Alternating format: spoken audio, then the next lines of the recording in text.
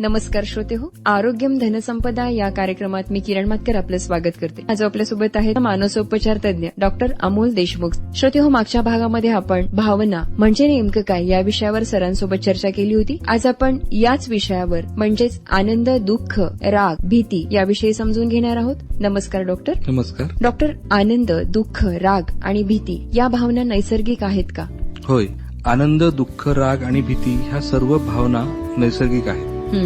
प्रत्येक माणूस ह्या भावना कधी ना कधी अनुभवतोच. भावना असणे म्हणजे कमकुवतपणा नव्हे, तर माणूस असल्याचे लक्षण आहे. समस्या भावना येण्यात नसते, त्या आपण कशा समजून घेतो आणि कशा व्यक्त करतो यात असते. डॉक्टर, मग या प्रत्येक भावनेचे आपल्या जीवनात काय महत्व आहे? आपण मागच्याही भागात बघितलं की प्रत्येक भावना आपल्याला काहीतरी सांगते, तिच्या मागे कुठली तरी कथा असते. जसं आनंद सांगतो की एखादी गोष्ट आपल्यासाठी चांगली आहे. दुःख सांगते आपल्याला नुकसान किंवा विरह स्वीकारण्यास मदत करते. राग आपल्याला मर्यादा, हक्क याची जाणीव करून देतो. किंवा भीती आपल्याला संभाव्य धोक्यापासून सावध राहा असं कुठेतरी नकळतपणे सांगत असते. म्हणून कोणतीही भावना आपल्या निरुपयोगी आहे असं म्हणता येणार नाही, तर भावना उलट आपल्याला काहीतरी सांगत असतात, शिकवत असतात आणि दिशा दाखवत असतात.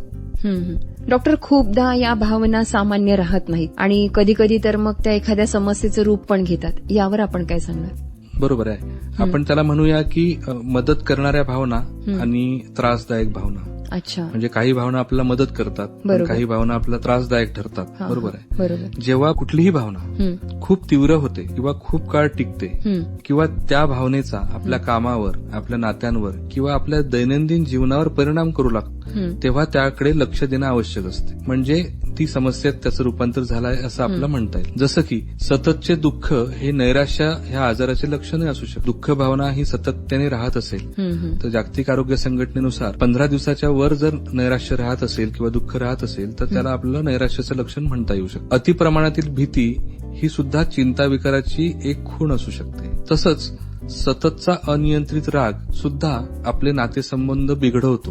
म्हणजे तो राग आपली समस्या निर्माण करतो नात्यांमध्ये. म्हणून कुठलीही भावना जर सातत्याने दीर्घकाळ टिकून आहे आणि जर ती तुमच्या सर्वांगीण आयुष्यावर परिणाम करते आहे तर नक्कीच तिचं रूपांतर समस्येत झालेलं आहे, ज्याच्याकडे आपल्याला लक्ष देणं गरजेचं आहे. मग या भावनांना निरोगी पद्धतीने आपण कसं व्यक्त करायला हवं आणि त्याचं व्यवस्थापन कसं करायला हवं? भावना ओळखणं सर्वात महत्वाचं आहे आणि आपल्या भावना जशाच्या तशा विना अट स्वीकारणं गरजेचं आहे. अरे बापरे, हे फार कठीण आहे ना डॉक्टर?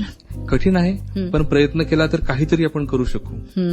लगेच प्रतिक्रिया देण्याऐवजी थोडा विचार करून प्रतिसाद देणं गरजेचं आहे. प्रतिक्रिया आणि प्रतिसाद याच्यामध्ये फरक आहे. म्हणून लगेच प्रतिक्रिया देण्यापेक्षा प्रतिसाद देणं महत्वाचं. विश्वासू व्यक्तीशी संवाद साधणं हेही तितकंच महत्वाचं आहे आणि लवकरात लवकर साधणं. व्यायाम, झोप, प्राणायाम ह्या सगळ्याच गोष्टी सगळ्यांनाच माहिती आहेत. त्याही आपल्या जीवनशैलीचा भाग असणं, दैनंदिनीचा भाग असणं महत्वाचं आहे. भावना वारंवार आणि नियंत्रणाबाहेर जात असतील तर मदत घेणं नेहमीच गरजेचं आहे आणि आवश्यक अशी कृती आहे. डॉक्टर, या सर्वांमधनं आपण श्रोत्यांना काय महत्वाचा सल्ला देणार? श्रोत्यांसाठी आनंद, दुःख, राग आणि भीती ह्या 4 भावना ज्या आपण आज चर्चिल्या ह्या आपल्या जीवनातील खऱ्या शिक्षक आहेत. त्या आपल्याला काहीतरी शिकवतात. भावना टाळण्याचा प्रयत्न करू नका, त्यांना समजून घ्या, स्वीकार करा, योग्य प्रकारे व्यक्त करा. निरोगी मनाची सुरुवात इथूनच होते. श्रोते हो, आज डॉक्टर अमोल देशमुख सरांनी अतिशय मोलाचा सल्ला आज आपल्याला दिलाय. आनंद, दुःख, राग, भीती, भावना